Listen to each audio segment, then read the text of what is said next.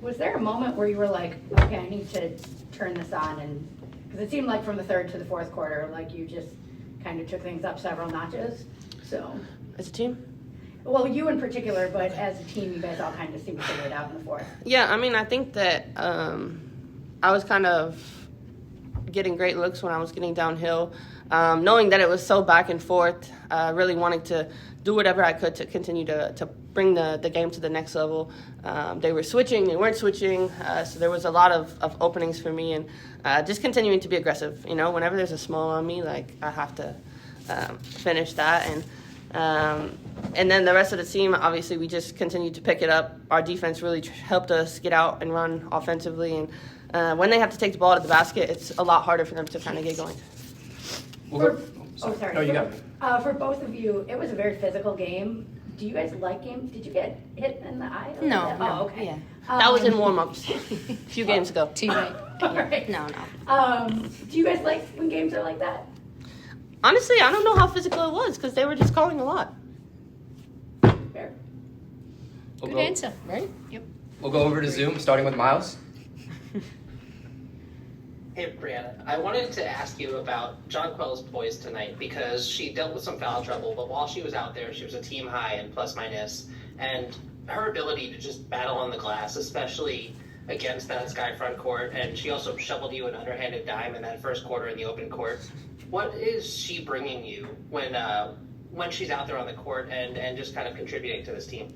Yeah, I mean, I think that obviously we all know that JJ is a scorer, and the fact that through it all today, through the foul trouble, you know, some looks of hers weren't going in. She continued to be a force for us defensively and then offensively finding one another. She's looking for me a lot, especially in transition, and just being able to have that post chemistry is something that's really important, and we want to continue to build on that as we, you know, go through the next however many games that we have. We'll go to Jackie. I was like, I don't want to say 30 right now.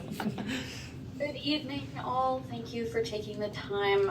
I think I want to start with Sandy. Obviously, I think I did the math here. There were 39 personal fouls called in this game. So I guess I'm just curious how you thought the team dealt with some of the adversity of the foul calls, of JJ not being on the floor for as long as you would have liked, differently in the game, or differently versus the game at home when you guys lost. So essentially, how did you handle the adversity better? Well, way better.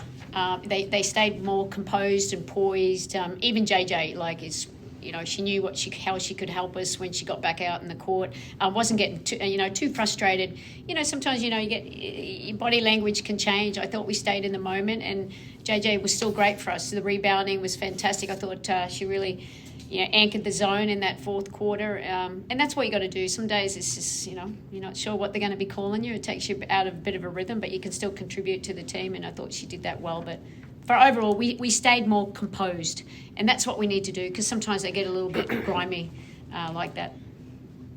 For sure. And Stewie, for you, it's only Tuesday, but there's been a lot of talk in this young week online and on television about physicality in this league. Obviously, there were 39 personal fouls this evening. I guess I'm just curious what your message is to newer fans who might not seem to understand that physicality in this league isn't new. Yeah, I mean, really, to anybody, this is the best league in the world, and nobody's going to give you anything easy. And understanding that and learning how to play through it, you know, at this level. They're the fastest, the strongest, the quickest, and that's why this is the WNBA. So continue to kind of pay attention to what we do, understand that, you know, we're trying to bring our best basketball. When we're playing against other teams, we're obviously trying to win, but knowing that as a collective, we're continuing to bring this league to a better place all together. Thank you. We'll go to Fifi. Hey, Coach. The game was a little bit of limbo heading into the fourth, but you guys closed it out 23-9 to get the win. Just what do you like out there in the defensive end as you guys closed out to get the win? Yeah, look, I thought our zone really helped us. You know, we could keep the guards out of the paint. We could keep an eye on Maybury. You know, the post players got going a little bit in the third, but I thought we contained them well once we changed the defense up here. And this very rarely do I say it, but I'm saying if we can actually score, that's going to help our defense because it could help us get set. So it was great to keep them to 9 points. Really happy with that effort, and a lot of areas we can still get better at, but overall the win was the most important thing, and we'll head to Atlanta and hopefully get another one. And first game against Cardozo, against you guys. What do you see from her and Reese and also Elizabeth Williams on the glass? Seems like they're really physical down there. Small sample size, but they've had a little bit of success against you guys. They rebound, that's for sure. They got their average. Angel average is 5 and Elizabeth's 3. They're tough there. They kept getting bigs. When JJ got into foul trouble, that was kind of a little tough for us too. We were a little bit undersized there, but Cardoso, she's going to get better and better. I mean, she's still obviously a young player, and they're going to find ways to utilise her. And they've got a lot of post depth there. Thank you. Safe travels. Jeff?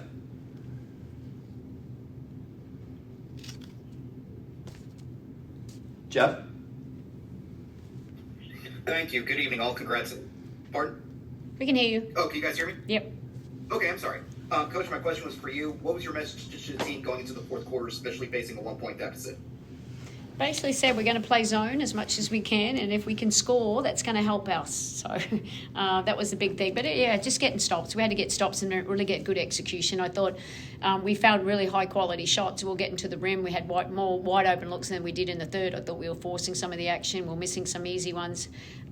We just we stay composed, and sometimes that's got to do. We got back in the game, let it slip away in the third, but our defense helped us, and our execution on offense was great. And I mean, these two made some great shots. I thought Stewie was amazing just getting downhill, so we're trying to put her in as many spots as we could. Appreciate your time and insight. Safe travels. Brian? Hi, everybody. This one's for Sabrina. On the night, you were able to get a lot of shots in the rim and on the move. How do you think you were able to sort of find those gaps in the defense to take advantage and have that success in the paint? Yeah, I mean, I think it was really just reading how they were guarding off-ball screens and on-ball screens. A lot of the time they weren't trying to switch, particularly with me and Stewie in actions. And so it was just turning the corner and trying to attack downhill. And especially early on, I was able to find success just getting into the paint. And I think that kind of softened up the defense and allowed us to get great looks from 3 and continuing to just move the ball, take care of the ball, and just read the defense, kind of slow it down and see what our best option is. Thank you. And one for Brianna as well. Throughout the night, the game was really intense, but in the fourth quarter, it felt like you guys really sort of found that extra gear. How do you think the team's sort of chemistry building throughout the year really helped get you guys to the win? And how do you think it sort of speaks to the success you guys have had so far? Yeah, I mean, I think that just the time that we spent with one another, we're focused on ourselves. So no matter what, the noise, the other team, no matter what's happening on the court, like them shooting a lot of free throws, we continue to stay together. We continue to stay locked in, and that makes it so we're not wavering. We're steady. We're not too high, too low, and understanding that we just trust one another. Thanks, guys. Safe travels. We'll go to Alfred and finish with Russell. All right, first question is for Brianna. Brianna tonight, 33 points, 14 rebounds, 3 assists. The first time any Liberty players had those figures in a game. How important is it for you in a game like tonight where you're able to just set the tone and affect the game in multiple areas? Yeah, I mean, I want to be aggressive, and I think that from the start of the season to now, I probably wasn't as aggressive as I should have been, and just continuing to make sure that setting the tone. Sab and I really putting ourselves in a lot of two-man actions because that really puts pressure on the defense and finds the rest of our teammates. And a follow-up question to Sabrina. Sabrina, tonight, 24 points, 7 rebounds, top 5 now in Liberty players with 20 points and 5 rebound games. One aspect of your game that's underrated is rebounding. How much pride do you take in being able to be that player to secure possessions for your team, especially when you have moments where JJ may be out? Yeah, I mean, I've always have prided myself on being able to get in there and rebound, knowing how tough it is for post players to have to box out, and obviously knowing tonight we were playing against a really good rebounding team, and so I kind of knew my opportunity was going to be to go in there and get rebounds and help us all out. And obviously, you need to continue to do that because I know how much it helps our team if we can just limit them to 1 possessions, and continue to do that throughout each and every game, knowing if we can get stops, we can continue to push the ball and score. Great, thank you. Russell. All right.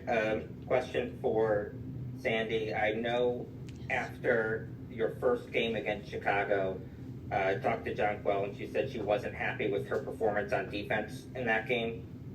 Just wondering what you were looking for her to do tonight, and if you could just talk about the difference that she was able to make in that fourth quarter.